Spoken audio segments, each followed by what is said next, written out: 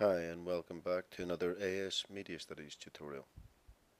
So this final point that is raised is that you need to look at ways in which your own experience of media consumption might illustrate wider patterns and trends of audience behavior. So this requires you essentially to analyze uh, how you watch films and why you watch films and what kind of films you watch, and try and figure out if this is indicative of any larger audience pattern. You are the audience.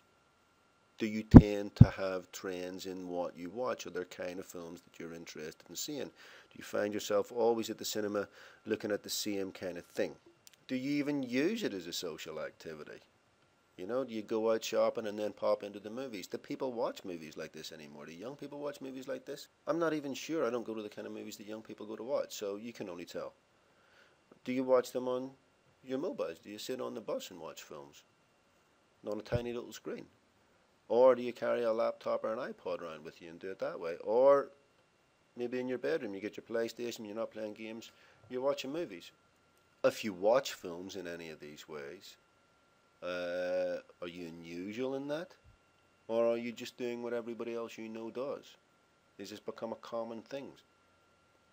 What we know is that as far as the institutions are concerned, there is a very, very major shift happening in terms of how audiences consume.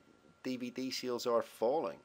Home cinema and an increasing amount of downloads, both music and film audiences, are changing how they want to consume film. It's no longer this kind of mass audience experience that it had previously been. And of course this is where we see this shift in how audiences are studied, because audiences no longer simply take whatever they're given. There's so many other things available to them. The question really is, what will the audience of the future look like? Where are audience trends going to go in the near future? Can you predict it? Will it stay the same? Is there any reason to think that it won't? Will technologies affect this? Now, this is unlikely to come up as a single question on its own.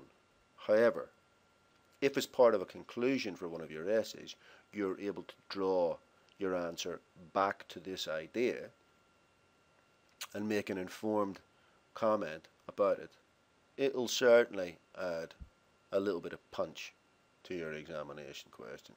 Thanks for listening, and please tune back in at a later date for any of our further upcoming tutorials.